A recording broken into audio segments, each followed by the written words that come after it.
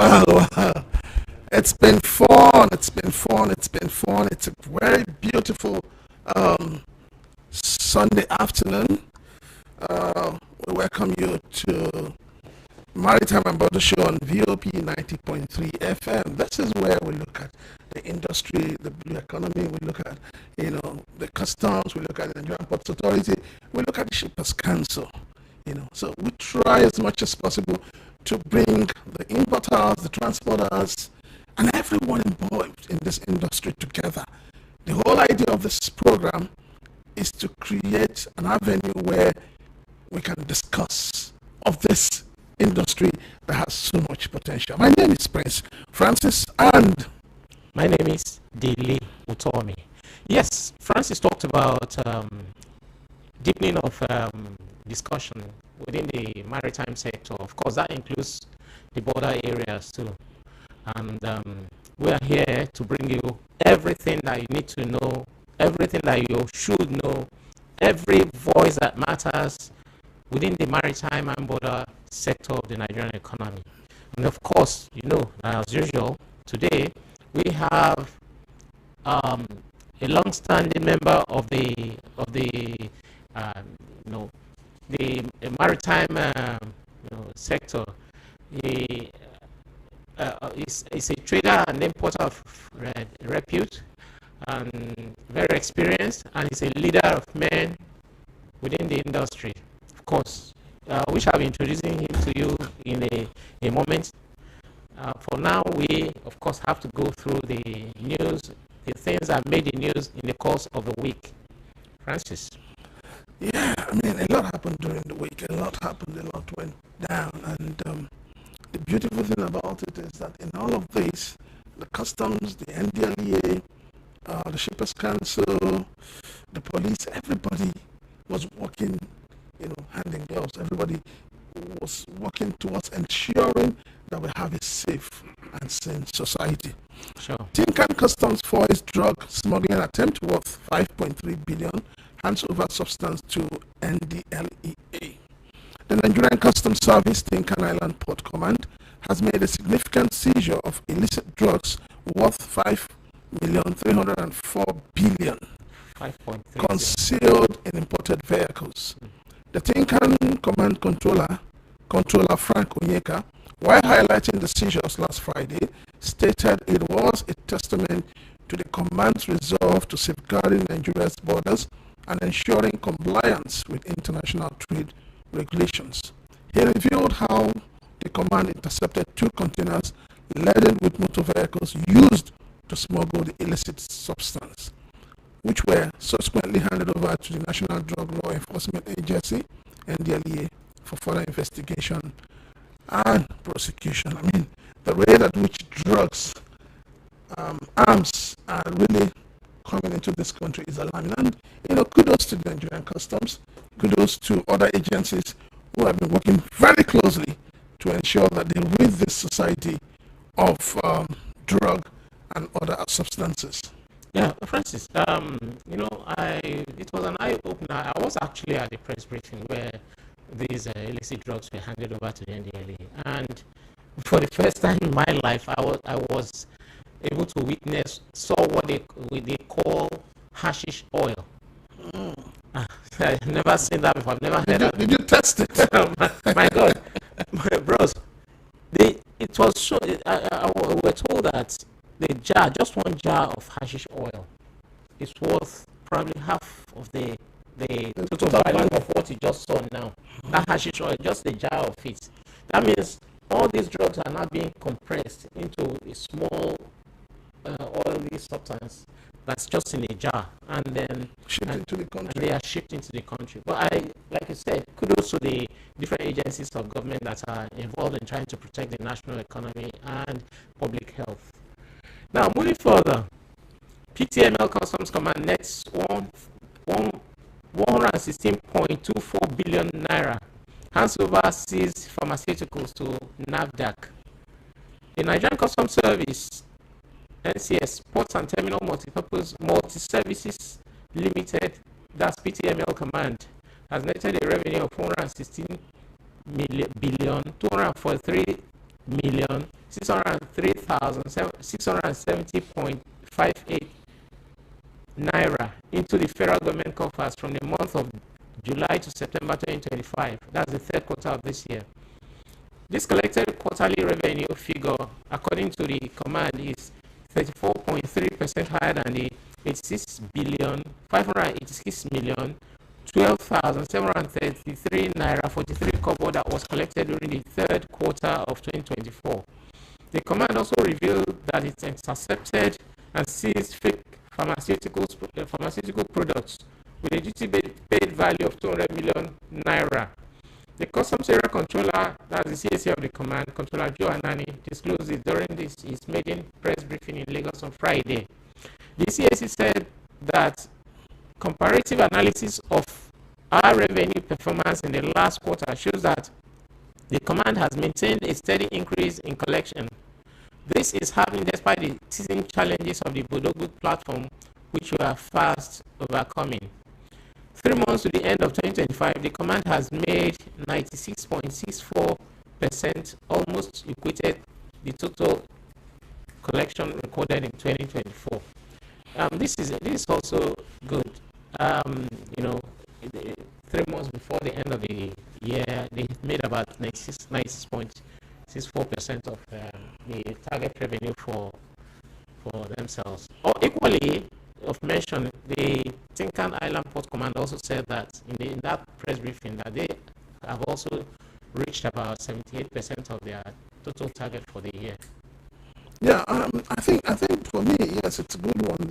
The federal government is, the revenue drive is well, but the question we should ask is it commensurate? With the developments. Yes, it's commensurate. Also, how is it affecting the people? Because at the end of the day, if all the custom is doing is about revenue, and nobody's talking about the price that the people have to pay for this revenue to come into the coffers of the government. So I think it's something that should be looked at into this thing. The government needs to look at it seriously and be able to find a lasting solution to it. Yeah. NIWA launches massive operation to clear water hyacinths in Ikorodu waterways. The Lagos Area Office of the National Inland Waterways Authority, NIWA, on Friday deployed a task force to mop out strategic operational measures aimed at tackling the buildup of water weeds, popularly known as water hyacinth, around the Ikorodu axis. The move is part of the proactive efforts to prevent the menace from disrupting boat transportation and other waterway activities in the littoral communities. The NIWA team, supported by heavy-duty equipment, including swamp devils, harvesters, and other relevant machinery, has commenced preliminary clearing operations around Ebute Ikorodu and Ekpa Kodo ferry terminal. The exercise is intended to ensure that the waterways remain navigable and free from obstructions caused by the invasive aquatic weed. I mean, it's been there like for ages, and this is something we have not been able to find a solution to. I really don't know how we got into this whole situation. Yeah, I learned that they are not finding a need for that's a use for this water hyacinth. I learned they can be converted into some kind of gas, gas for either for cooking or for other uses. It's high time we start putting this water hyacinth that comes occasionally to invade our waterways into good use, rather than just having them being moved away from one place to the other. Now, Nigeria leads sub-regional push for ACFA-ready trade and transport systems.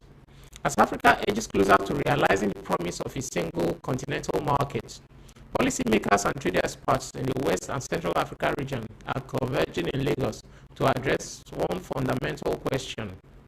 That is, how ready are the continent's ports, corridors, and shippers for the African Continental Free Trade Area, that's ACFTA. From October 29 to 30, 2025, the Nigerian Shippers Council, NSC, in collaboration with the Union of African Shippers Council, UASC, and under the auspices of the Federal Ministry of Marine and Blue Economy, will host a sub-regional seminar and meeting for Standing Committee number 1 on Trade and Transport. The theme: the readiness of countries of West and Central Africa in the implementation of the agreement establishing the African Continental Free Trade Area. The role of shippers' councils underscores the urgency of aligning regional logistics frameworks with the operational demands of AFTA. The success of AFTA depends on how efficiently goods can move from borders. It puts shippers' councils at the heart of the conversation, ensuring that logistics, pricing, and policy harmonization work hand in hand. Yeah, this is a good one. For me, I just think that anything that would ease the stress people go through in being able to do their trade, as well as getting the Nigerian Shippers Council to be on top of its game. I mean, I am all for it. Yeah. A lot of questions have been asked about, are we really ready to, embrace this African Continental Free Trade Area? Are we ready in terms of all the necessary things that we need to put in place? That question will keep coming up. Maybe the experts in the studio will get to talk a little bit about it when the time comes. All right, Comptroller Adenuga laments multiple checkpoints along Badagry semi-border road. I mean, if you remember last week, when we had assistant controller, isn't it? Yes, assistant controller of customs. Yes, and the national PRO. Yes, when we had him, he talked about this. He made promises. He told us how the CG has directed that only 2 checkpoints be maintained. But as it is, the Customs Area Controller of the Nigerian Customs Service, Semi-Command Controller Wale Adenuga, has expressed concern over the proliferation of checkpoints along the Lagos-Badagry corridor, describing them as detrimental to trade facilitation.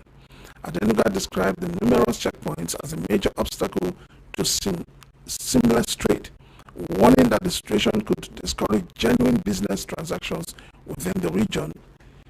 In his own words, I want to categorically state that we have far too many checkpoints operated by various security agencies along the Badagry axis. Most of these checkpoints should not exist in the first place. This development is quite embarrassing and could have serious negative implications for the country's economy. The business community may begin to shy away from trading with Nigeria due to these unnecessary bottlenecks, Adenuga said.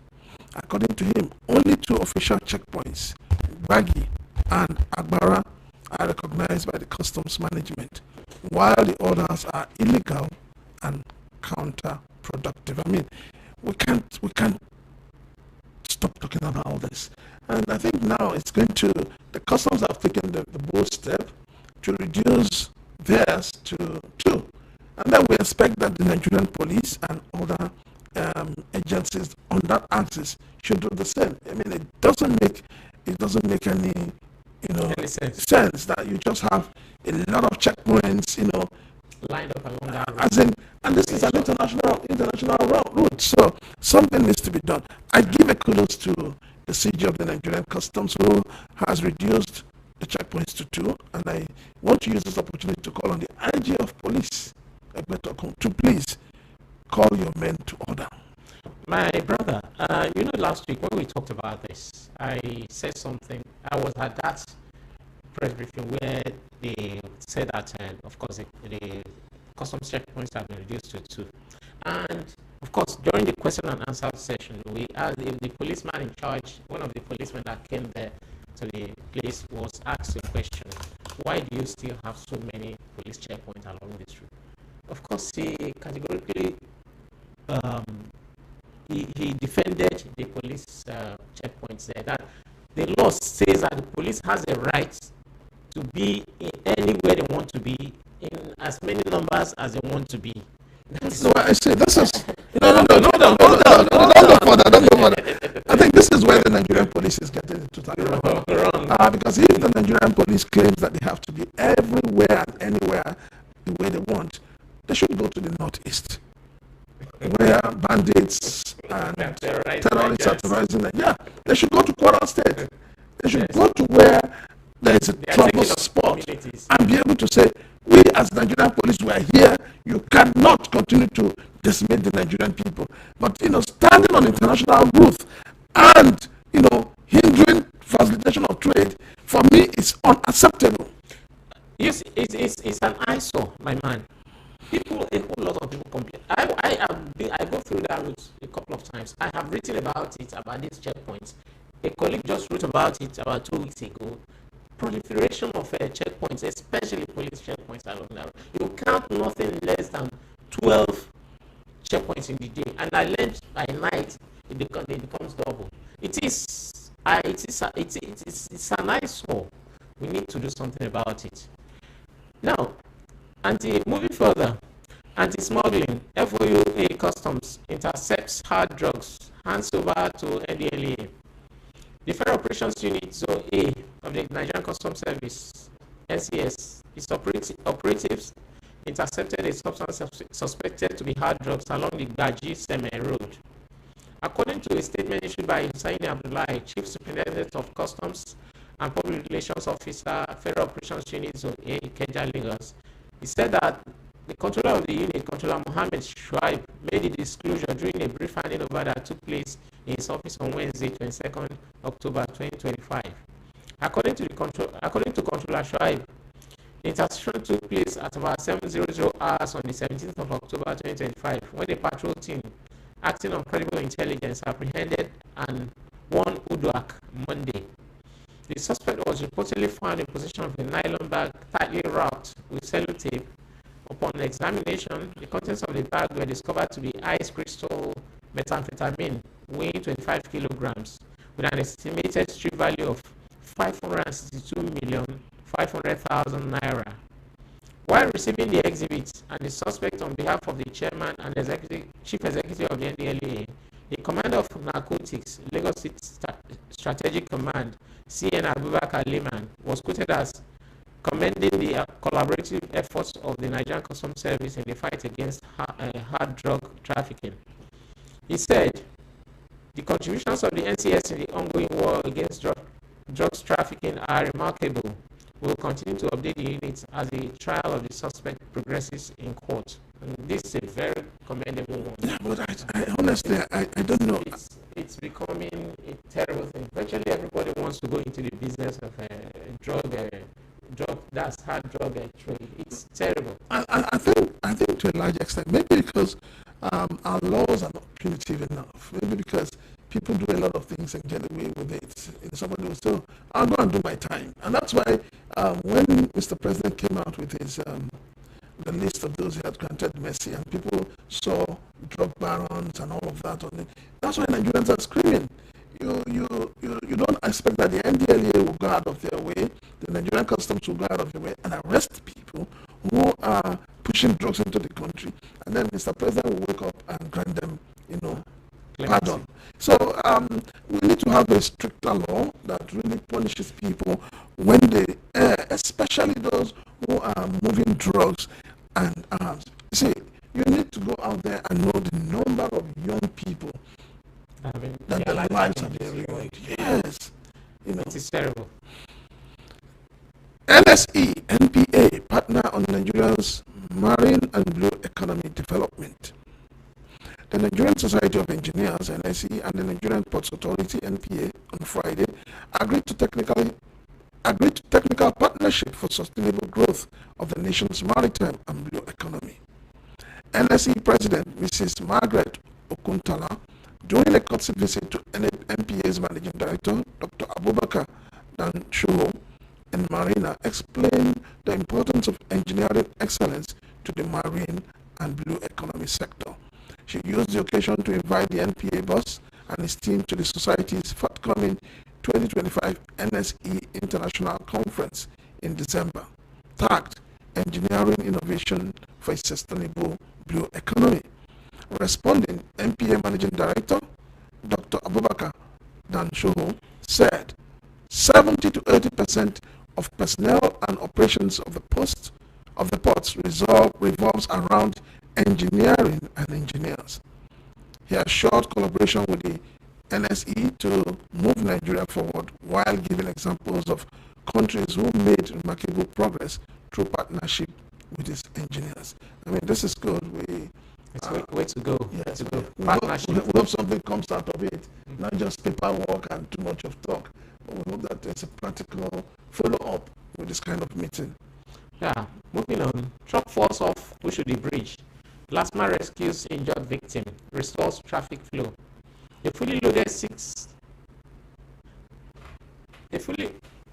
loaded six-tire truck on Friday plunged off the Oshodi Bridge in Lagos after reportedly suffering a brake failure, leaving one person severely injured. Operatives of the Lagos State Traffic Management Authority swiftly intervened, rescuing the victim and restoring traffic flow around the busy corridor. According to eyewitnesses, the truck, with registration number AKD135YK, was descending from Oshodi inward mile 2 when it lost control and veered off the bridge, tumbling into the terminal ditch below. The vehicle was said to be carrying several tons of printing materials at the time of the incident. LASMA officials arrived at the scene within minutes, rescuing a male victim who sustained serious injuries. The injured person was immediately rushed to a nearby hospital for urgent medical attention. The truck driver was later apprehended and handed over to the officers from the Makinde police station, Oshodi, for further investigation into the cause of the mechanical failure. I think we as a people should continue to be very careful in the way we do our things. These are people that vehicle inspection people, VIO. the VIO. They should be more, they should be more up and doing when it comes to taking care of the job of making sure that the vehicles apply the rules are roadworthy. I mean, if this vehicle was in good shape, there's no way it could have plunged from top of the bridge down to hurt somebody below the bridge. Okay, now that you're talking about the VIO and and all of that, what you find out is that the VIO is more interested in private cars than commercial vehicles. And you see, when you turn an agency into revenue generating, they lose focus. I'm happy with the way LASMA is working. I'm happy with the new management of LASMA who have reduced the revenue drive and ensure that they spend more time doing what they're supposed to do, which is traffic management. So I give kudos to the LASMA management and I give kudos to the LASMA team. They've been doing quite a lot. But then if you come to VIO owners, and all of the harassing them and intimidating them. But then these rackety buses, these rackety trucks, nobody does anything about it. We shall get there one day. NCS launches digital vehicle verification system to curb smuggling, enhance transparency. The Nigerian Customs Service has launched a new digital verification platform designed to curb vehicle smuggling, enhance transparency, and strengthen accountability in the automobile importation process. The initiative, known as the Customs Verification Management System, CVMS, was officially unveiled on Monday, 20th of October 2025 at the NCS headquarters in Abuja by the Controller General of Customs, Adewale Adeniyi. Speaking at the launch, CGC Adeniyi described the initiative as a milestone in the service's ongoing modernization agenda, noting that it closes long-standing loopholes in the vehicle clearance process. For years, verification of imported vehicles relied on fragmented and outdated methods that left room for misinformation, fraud, and revenue leakages. The launch of the system is another score on the board for our bold transformation agenda, CGC Adeniyi said. He explained further that the CVMS was developed in collaboration with the Trade Modernization Project, TMP, and local technical experts to provide a secure and transparent verification process accessible to all Nigerians. According to him, the digital platform will significantly reduce the circulation of smuggled and improperly cleared vehicles while boosting government revenue. Let me say, the CG of Customs. The man is full of innovations. Yeah. It's like every week something new comes up. Yes. We already have the one-stop shop. We have now we have the vehicle regularization and all of that. We also have the POW, and everything is like indigenous. I mean, it's kudos to him. Thumbs up for the man. Yes, it's kudos. But with all of this as well, those who are importing, those who are clearing, are still saying the systems are not yet perfect. They haven't gotten to where they want them to get to. But in all of this, we ask the customs to take steps to ensure that with these new innovations, importers do not have to pay more in terms of demurrage and all of that. And we also ask agents to please learn how to work with the Nigerian customs. Yeah. All right, this is VOP 90.3. We're still on Maritime and Border Show. This is Prince Chilaka. And this is Dele Utomi. We're live on all our social media handles. You can go to our YouTube channel and watch us, and then put your thumbs up there, ask your questions. We'll soon be opening our phone lines as we progress. Don't forget, those of you who already have the phone lines, you can start dropping your questions. We will attend to them as we move. Yeah. Welcome back to the program. This is the Voice of the People Radio with our program Maritime and Border Show with Dele Utomi and Prince Chilaka. We have a guest at the studio today. He is Comrade Chinedu Kato. He's the president of the Ndibwamaka Progressive Markets Association, a body that is an umbrella body for about over 50 market associations within the country. Mr. Comrade Okato is an importer, he's a trader, and he knows the maritime sector like the back of his hands. He's been doing business for decades, and he's here to answer a whole lot of questions that you, our listeners, have to ask. And he's also here to throw more lights on so many things that we need to ask him questions about. Comrade Okato, you're welcome to the program, sir. Thank you very much. Yeah. Yeah, please. Thank you. I'm happy to be here. All right. You're welcome, sir. So, Comrade. Okay. I want you to react a little bit to some of the things we read out here today. The question of about the checkpoints on the road along the Semi Road. What do you have to say about it as somebody who's a trader and who's an importer? What do you think about what they are trying to do? The customs have reduced the number of checkpoints from the number it was to 2, but the police and the other agencies are refusing to reduce the numbers. What do you think, sir? Actually, the thing is worrisome. It's worrisome to every Nigerian, every trader, every importer. I've been applying that route for decades now. And each time they will come up with one reason or the other. That was the time it was more than 30-something checkpoints on that route. And there was a time free for that protested, and they even protested about what was going to happen there. These things affect the cost of goods that we are bringing in. Sure. The thing continues, and kudos to the CGC, the new CGC now, Wale Bashiwala Deni, because I got to a worrisome stage that I have to leave some of my groups to his office sometime some months ago. Okay. And I went personally to his office to address the situation. I asked Mr. CGC, are you aware of this? And sincerely, and with due respect and regard to him, he said he's never aware of that, but he assured us that the next couple of days he's going to tackle it. And lo and behold, within the next 3 days, and the custom checkpoint was reduced to 2. And the complaints we are still having there is about some other agencies of government. You should see the quarantine there, you see police, you see other agencies, and I ask myself, what are they doing? Are they clearing the goods? What are the policemen doing? Policemen are supposed to be majorly on hinterland, where the armed robbers are disturbing people, where the terrorists are disturbing people. In fact, they are supposed to even be in Sambisa forest. But what we find out is that they are that place. So my brother, if you ask me, the problem we're having there right now is the police. The police has seen that place as a business center. In fact, some of them have dug some money well along that road.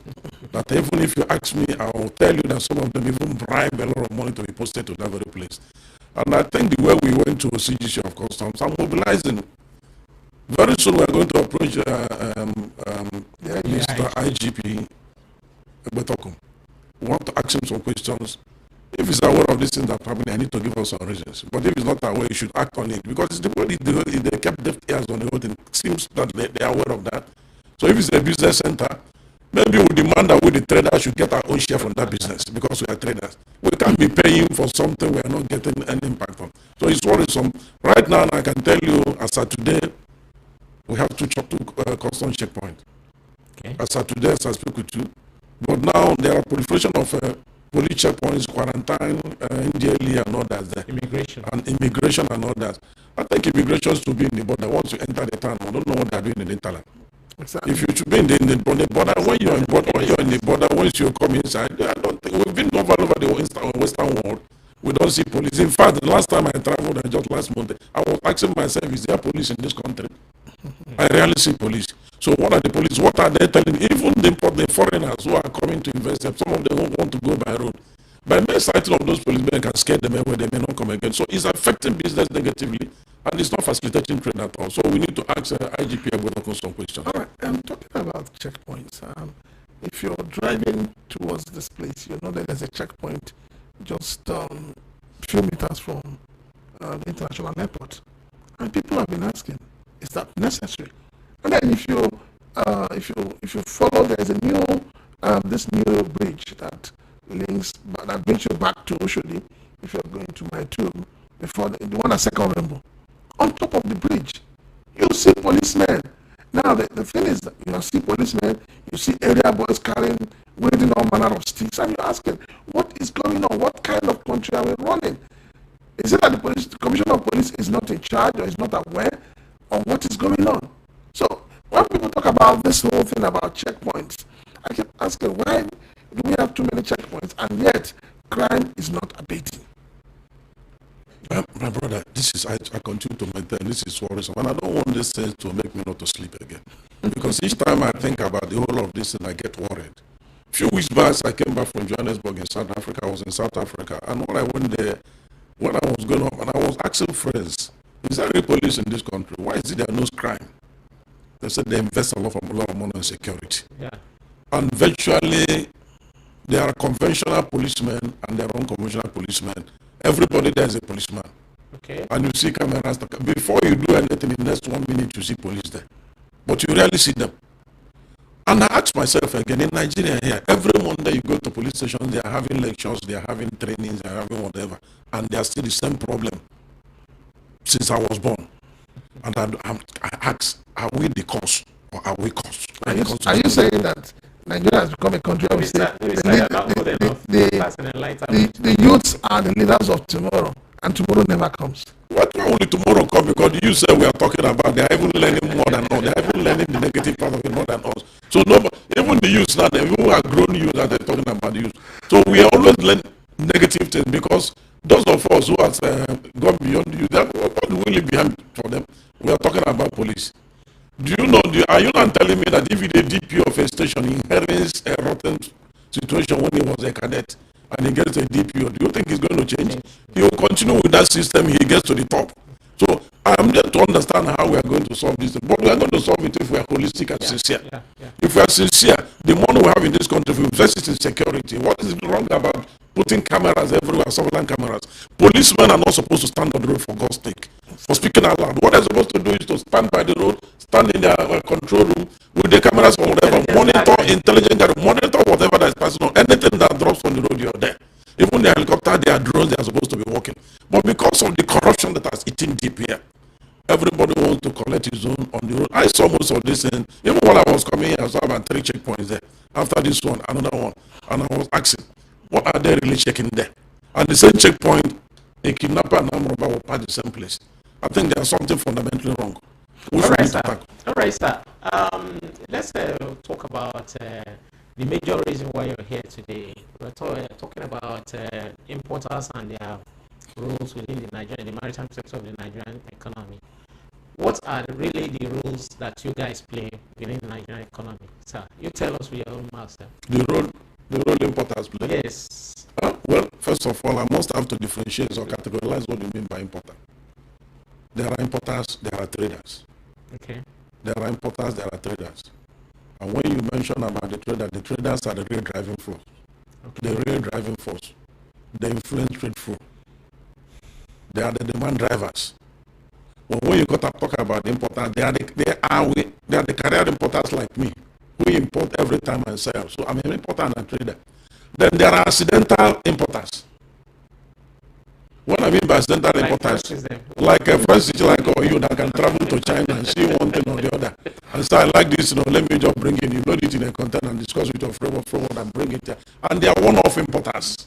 Okay. One-off importers is a career civil servant or a politician or someone who just traveled and sees something somewhere, he buys and wants to sell. After selling that one, the next one he reports will be in a decade. Okay? So when you talk about the role of these importers, I will talk about the role of career importers. They play a significant role in the economy. For the economic growth, you cannot do anything without the importers and the traders. Just like I told you, they influence the trade flow. Okay. Now, when we talk about imports, you import these goods, and of course they are cleared at the customs at the ports, where funds are generated for the government. Different tariffs are being paid, through the processes. What is your relationship? How good is your relationship with the various authorities and your clients, the people who clear the goods that you import? Well, like I always tell people, the relationship between an importer and a freight forwarder is like they are like Siamese twins. And let me repeat it again. The relationship is like a lawyer and his client. Who's the lawyer here? The lawyer there is the freight forwarder. And I'll tell you how the lawyer is the lawyer. The freight forwarder is the lawyer. Yes. Because your lawyer stands in the court to defend you. And you're the complainant. You have the case. You have everything. In fact, you're the one who they injured. But somebody has to stand there. Yeah. And I always tell people that lawyers and pilots are the same thing. When pilots tell you get ready for landing, you don't have any say until you see yourself on ground. If you throw you inside the ocean, that's your business. And lawyers will tell you as the court pleases, you can't say anything. So the same thing with freight forwarder. You're not there. He is there representing you. He's the custom licensing agent. He will tell you today that look, the system has changed. We have to get this. We have to get this. What an average importer needs is for that goods to be cleared. And I will tell you, he has some disadvantages. And that's why I'm having a whole lot of issues. Seems that the marriage is not going smooth. But the relationship has been cordial for those who are not ignorant of certain rules and regulations guiding the port system. So the relationship has been cordial. You cannot do without the freight forwarder, and the freight forwarder cannot do without you. Likewise, the shipping companies cannot do without the shippers, and the shippers cannot do without the shipping companies. So the relationship has been cordial, but there are some teething problems or some challenges we experience once in a while, which is normal. Maybe on the course of this program, I can be able to come up with that. All right, so looking at, you've tried to define who an importer is and who the trader is. Yeah. Now, going forward, we've had severally, we've had some guests who have come here, we've had questions put to them that the importers mostly, or most times, don't carry the agents along. They don't tell them, they don't give them full declaration of what they're importing. Do you agree with this? Well, that should be 1 out of 100. I may not totally disagree. I may not totally agree. Okay? The reasons are we have the individual differences. And there's one language when they say personality trait. Everybody has his own behavior. But I mentioned earlier for those who are not ignorant. And don't forget the fact that they are ignorant ones. Sure. Somebody might want to cut corner. Just like some people will go to their lawyer and decide to lie to them. At the end of the day, they will end up having problem in the court. So some people may decide one way or the other not to carry their freight forwarders along. Some freight forwarders the other way around may decide not to like the man to carry them along, for them to do it their own way to cut corner. So it's pari passu.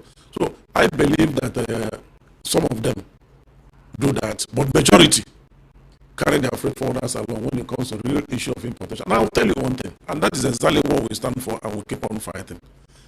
Most of these importers and traders under this my jurisdiction, some of them are ignorant of what's really happening in the maritime sector.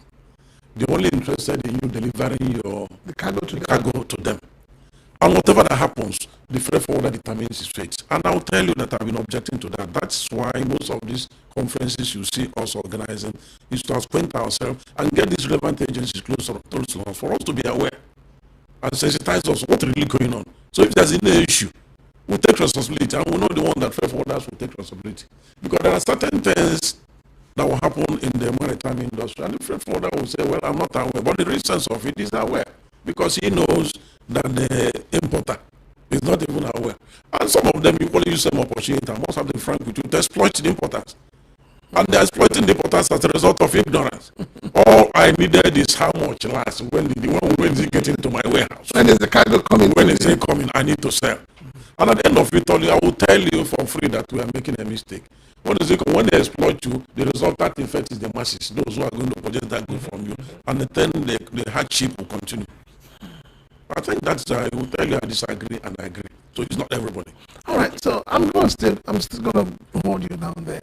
I want to understand what is the relationship. You run an organization. You belong to an organization, and I hear about 50 different trade unions.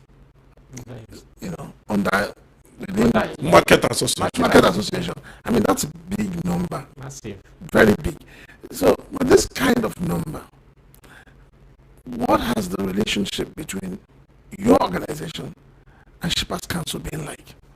Because as an importer, you cannot run away from the Shippers Council because you deal with the shipping lines. And it is expected that as a Nigerian, as an importer, that the Nigerian Shippers Council should protect you, at the same time protect the shipping line. So what has this relationship been like?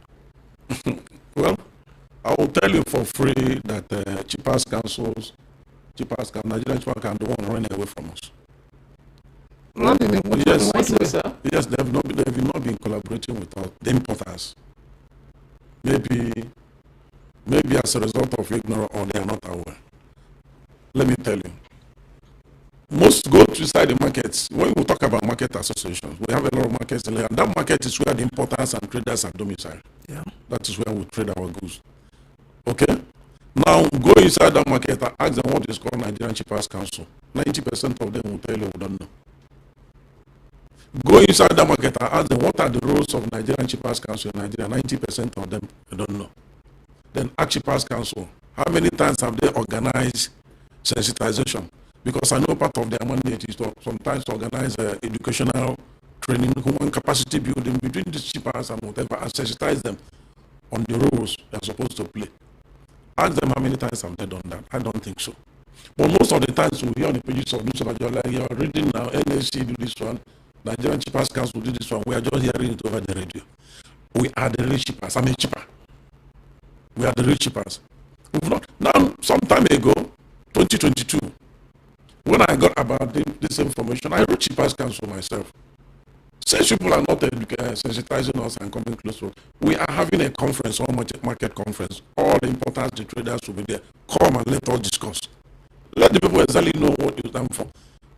Because the freight forwarders have been the intermediary, but this time around we want to do it directly. Because the freight forwarders are like we are their customers. Mm-hmm. Okay? If we don't buy, if we don't patronize it, they don't sell. Mm-hmm. So we that are selling, come, let us discuss. That first one they ignored, they did not come. Second one in 2023, I wrote on behalf of the organization, we want you to come. Even they are the one that's supposed to be sponsoring such a thing. But we did that, I wrote. And in fact, we are infuriated, and all of a sudden we started hearing issues that are supposed to, come from them that we're not hearing. We heard about the cargo defense fund. And we ask ourselves, what is the fund defending? And what is the cargo defending? What is the real meaning of cargo defense fund? We are having many interpretations from the press and everything, and I wrote to the executive secretaries requesting for a meeting. And lo and behold, I led some of my executive members and core market leaders to Chief Nigerian Shippers Council. I listed a lot of demands. I need to have at least your rules, some questions, and how you're supposed to be protecting the shippers. Because I know you're even supposed to be regulating tariffs and trade, tariffs and rates in the port. Today, everything is escalated.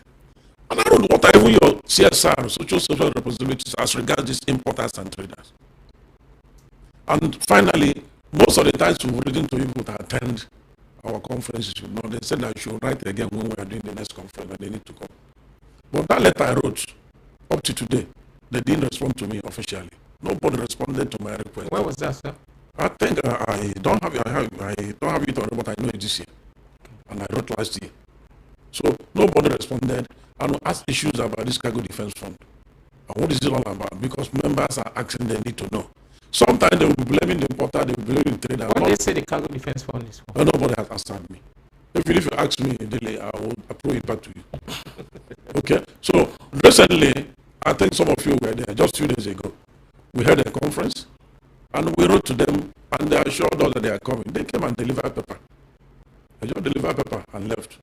We're still trying to follow up. But what am I trying to tell you the other way around? Are we the one that is supposed to chasing them, or are they the one that is supposed to chasing us, telling us what it's all about? So if for now I can tell you that relationship is not cordial at all. Because I can't really understand. I've not really seen where they are promoting the interests of the shippers. The shipping business is like a mafia business. And when you look at it all, the international shipping companies are even exploiting. I may not go from that, exploiting the situation. What have the Nigerian Shippers Council really done? If they've done anything, we the shippers, are we informed? Let them prove to me where they've organized anything in any of the market or any of the where the importers are domiciled. I said, we are doing this in common, we did not come. Or let them know, tell us when they've invited us for a meeting somewhere or any educational sensitization and regards their role when you come to shipping. Nowhere. So I don't want to dwell much on that, but just to tell you that relationship is not cordial. Okay, so sorry, Dilly. Still on that, we heard about the glitches with the Odogu new platform, which the Nigerian Customs Service has promised they're looking into it. But in between the glitches, importers like you severally have been complaining that the glitch caused by Odogu, they're making them pay more to shipping lines in terms of demurrage. And I recall that at one time the CG of Customs had said that there was a meeting going on between the Nigerian Shippers Council and the shipping lines to tell them to, waive some demurrage because it's not the shipper or the agent's fault. How have your group benefited from that? Well, let me be honest with you. If you ask me, Chinedu Kato, that is sitting here, what is actually BOW, do now I will not answer you. What is actually BOW? And what are the operational techniques of BOW? Do now I will not answer you. Do you know why? Why? When some of these policies are introduced, we are not carried along. Kudos to the CGC because it's a professional, for its professionalism and for its innovations. But they need to do more. When I said the freight forwarders are the intermediaries, they basically deal with the freight forwarders and regard all these things, which we are not, yes, it's not a problem to us. But they are supposed to be a tripartite stakeholders forum when it comes to issues like this. When you are aware, I'm aware. Things will work on smoothly, business will facilitate. Exactly. But when you are aware of what is going on, I'm not aware, and you want to carry me along on the regulation, don't you think there may be issues? For example, when you give what the importers know, deliver this cargo to my warehouse, and you come and tell the person there's a glitch in BOW, we start abusing you. You've collected my money, don't want to deliver. Do you know why? Because he don't even know what is called BOW. His own is for you to deliver no goods to you. I'm aware of those glitches because as a result of my exposure, I've been working on that and confronted. But what about others? Recently, when I heard about that BOW, I wrote to the CAC, kudos to the young man that is that workaholic CAC. Which command? Okay. Yes, Frank Oyeka. Yes, I wrote him. I give kudos to him. He's a workaholic. He wants something to work. I went there with my escorts to have a meeting with him. And actually asked him, the essence of the meeting is, how are we going to partner and see that all these things, we want to be compliant and see that all these things are working well. So there will not be these issues of, having glitches between the freight forwarder, the agent, the custom license agents, and we. And that was where the BOW and all the issues were mentioned. And I told him, we are going to have a conference. We need more sensitization on this. Please, the customs should come. And I even went ahead at meeting the CGC. I told him that we need to have regular sensitization on this BOW. And that was why in our last conference, you see where we wrote the theme of the conference is how to empower trade union for revenue collection and modernization. How do we get this thing done? I have not seen where this BOW of an issue where have been sensitized properly. So for an average importer, when you are hearing about glitches, it will look like test by moonlight. That the freight forwarder is telling you test by moonlight. And I will tell you actually it's bringing a problem between the importers and the freight forwarders. Because if they are actually educated, all hands will be on deck to make it work. Because we are the one holding the yam and holding the knife. Yeah. Whoever will cut will give. But when you refuse to cut and then did not see any yam to eat out from that place, there's a problem in the kitchen. So I think there are some, let me use this opportunity to thank the CGC, but they need more effort, more sensitization in collaboration with us. If there are more collaboration and sensitization in all these things, I think there will be a seamless effort. If there are any glitch, everyone will understand it and will see how to partner and tackle it together.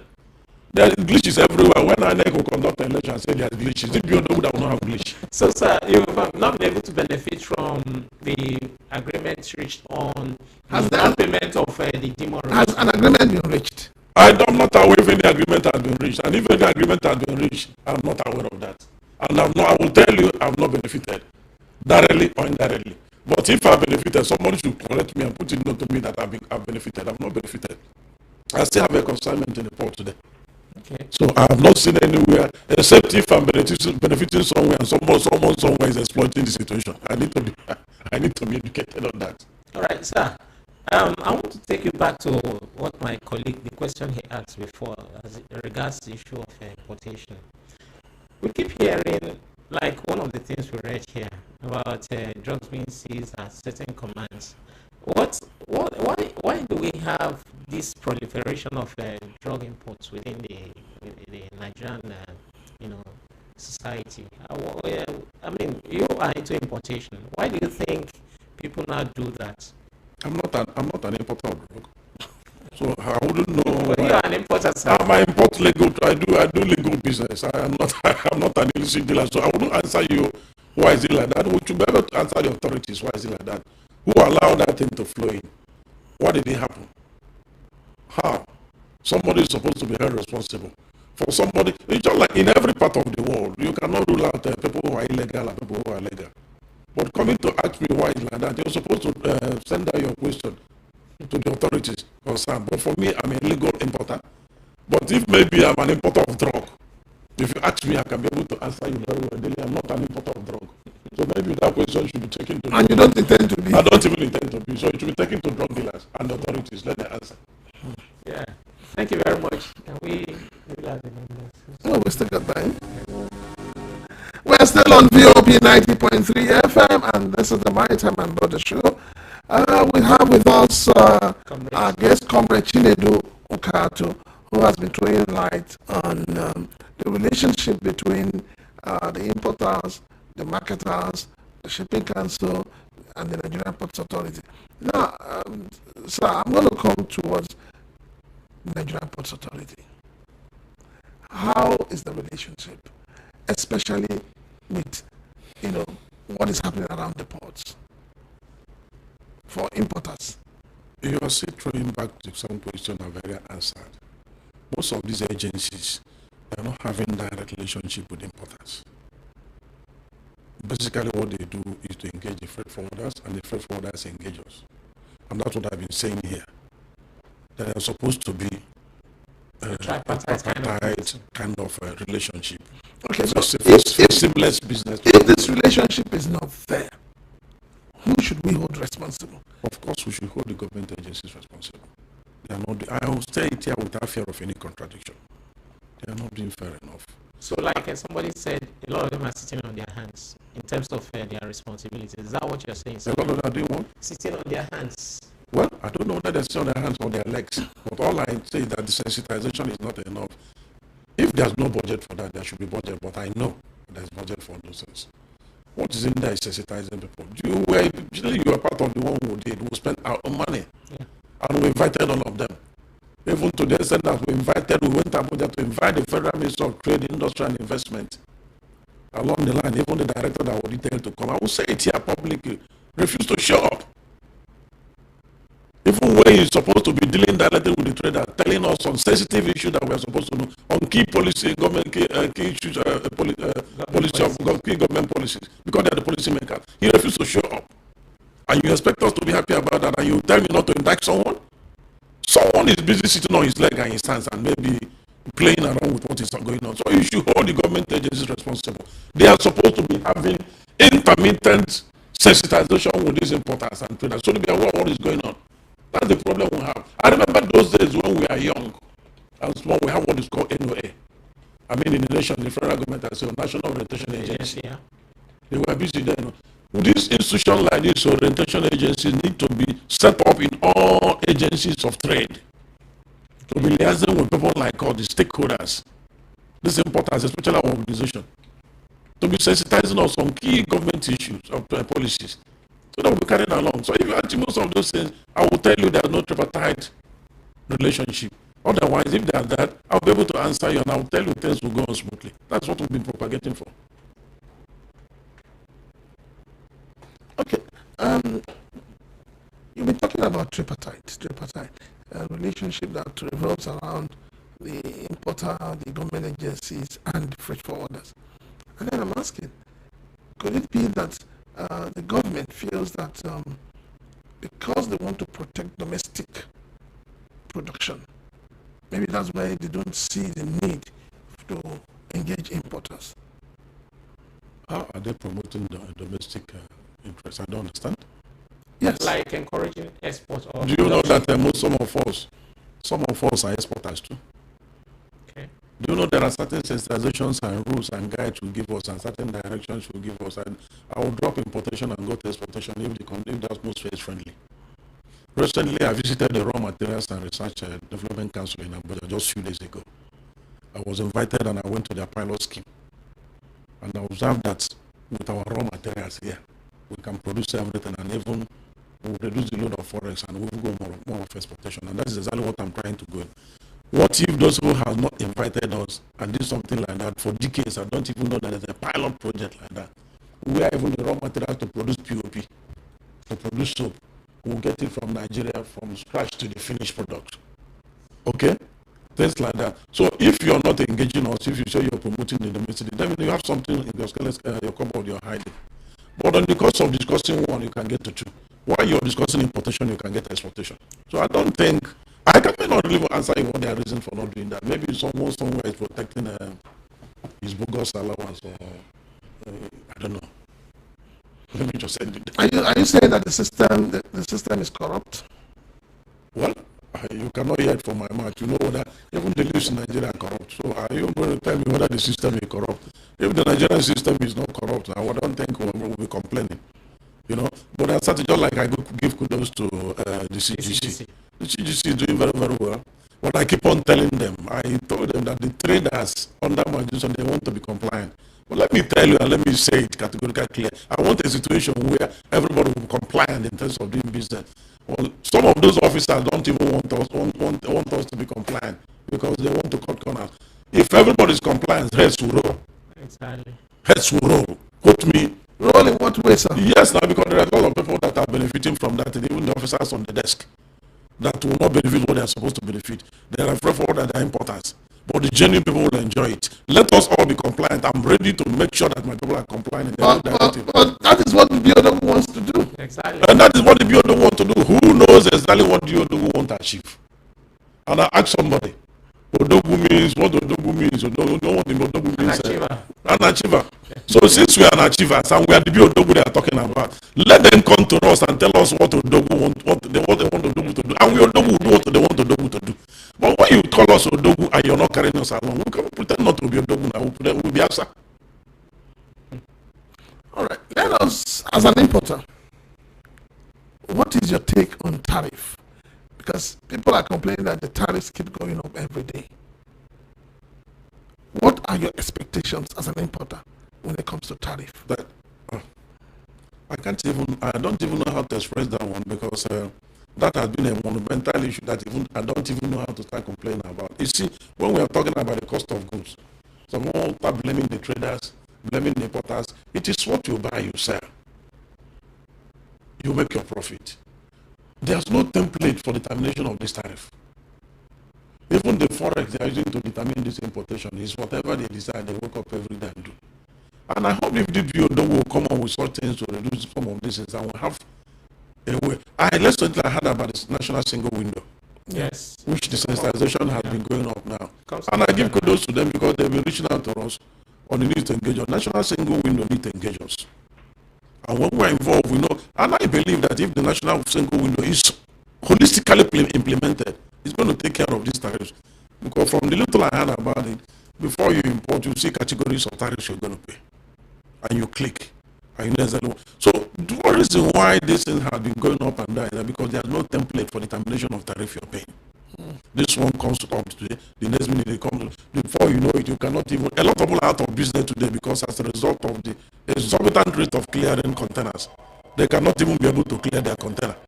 It becomes a problem. Okay? So it's worrisome and it's affecting us. And I hope most of these policies, if carried along, we can be able to get it right. Yes, sir. You just mentioned the national single window. It's funny because the national, the Bodogu system, the software application for the customs to do their operation is going to be also embedded in national single window. So I'm surprised that you said that the national single window project people are carrying it for along, doing meetings and all those. The lesser one, the Bodogu, which is supposed to work with the national single window, you're saying that if we're not carried along. Yes, the national single window, not that we've had any, but they've informed us about the issue and they've been proposing for a stakeholders engagement for us to know more about it. Okay? If by the time they come, we're able to monitor it and see how both of them, because just like you said, I'm aware, but what about others there? Right now, what I mentioned, have reached out to us, just like I mentioned that the customs have reached out to us too. By the time we had these conversations, the average trader and average importer, because just like I told you, the traders influence trade flow. Okay? If they are aware and if they are not selling, importers will not buy. But if they are aware the policy is guiding these things and the importers are well guided, you can see the business flowing.